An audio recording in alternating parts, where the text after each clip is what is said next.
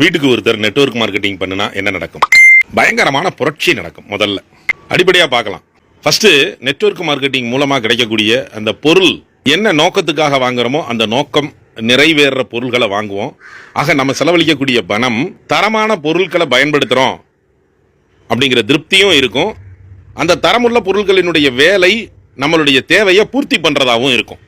ரொம்ப முக்கியமானது, வீட்டுக்கு ஒரு நபர் நெட்வொர்க் மார்க்கெட்டிங் பண்ணுனா என்ன நடக்கும்? கிட்டத்தட்ட 100 கோடிக்கும் மேலே இருக்கக்கூடிய இந்தியாவில் குடும்பத்தில் ஒரு நபர் நெட்வொர்க் மார்க்கெட்டிங் பண்ணணும் அப்படின்னா எல்லாருடைய வீட்லையுமே கிட்டத்தட்ட நெட்வொர்க் மார்க்கெட்டிங் ப்ராடக்ட் தான் இருக்கும். இது சாத்தியம் கம்மினாலும் ஒரு சின்ன இமேஜினேஷன் தான்.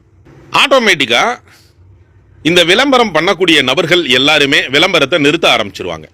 ஏன்னா அவங்களுடைய பொருள்கள் சரிவு ஏற்படுது அப்படிங்கிறப்போ ஆட்டோமேட்டிக்காக விளம்பரத்துக்கு செலவு பண்றதை குறைக்க ஆரம்பிப்பாங்க. கிட்டத்தட்ட 60,000 70,000 கோடி ரூபாயை விளம்பரத்துக்காக இன்னைக்கு செலவு பண்ணிக்கிட்டு இருக்காங்க. புள்ளி விவரம் சொல்லுது, நல்லா தேடி பார்த்தோம்னாலே தெரியும். இந்த விளம்பரத்துக்கு செலவு பண்ணக்கூடிய இந்த செலவுகள் எல்லாமே கிட்டத்தட்ட நம்ம பயன்படுத்தக்கூடிய பொருள்களினுடைய அடக்க விலையில இருந்து தான் எடுக்கிறாங்க. ஆனா நம்ம எல்லாருமே அந்த பொருள்களை மாத்தி நெட்வொர்க் மார்க்கெட்டிங் ப்ராடக்ட்டை பயன்படுத்த ஆரம்பிச்சிட்டோம் அப்படின்னா அந்த விளம்பரத்துக்கு போகக்கூடிய அந்த தொகையை நம்ம பிரிச்சு எடுக்க ஆரம்பிக்கிறோம்னு அர்த்தம். பொருளாதார சமநிலை உண்டாக ஆரம்பிக்கும்.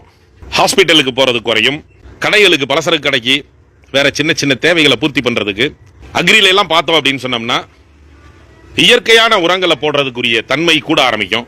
உதாரணமா நம்ம வீட்டில எல்லாம் போட்டு இந்த எலுமிச்சை கொத்து பாருங்க, எத்தனை காய், ஒரு கொத்துல எத்தனை காய் இருக்கு பாருங்க.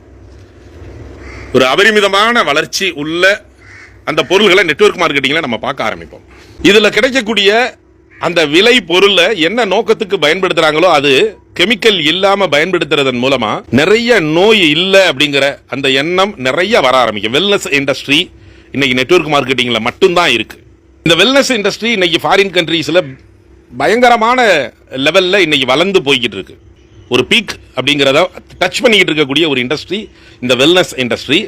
பணமே இல்லாம இருந்தா கூட லட்சம் கோடிகளை இன்னைக்கு செலவழிக்கிறதுக்கு நம்ம தயாரா இருக்கக்கூடிய இடம் இந்த ஹாஸ்பிட்டல் தான். ஏன்னா உயிர் அது காக்கப்படணும்.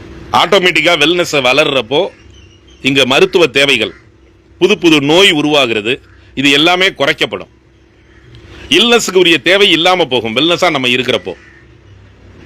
இன்னைக்கு மிகப்பெரிய அளவுல செலவு நடுத்தர வர்க்கமா இருக்கக்கூடிய நம்மளுக்கு பெரிய செலவு திடீர்னு வர்றது எங்க அப்படின்னு சொல்லி பார்த்தோம்னா ஹாஸ்பிட்டல்ல தான். வெல்னஸ் இண்டஸ்ட்ரியை இன்னைக்கு பெரிய அளவுல கைதூக்கி பிடிக்கக்கூடிய ஒரே ஒரு இண்டஸ்ட்ரி நம்மளுடைய இந்தியாவை பொறுத்தவரை நெட்வொர்க் மார்க்கெட்டிங் இண்டஸ்ட்ரி தான்.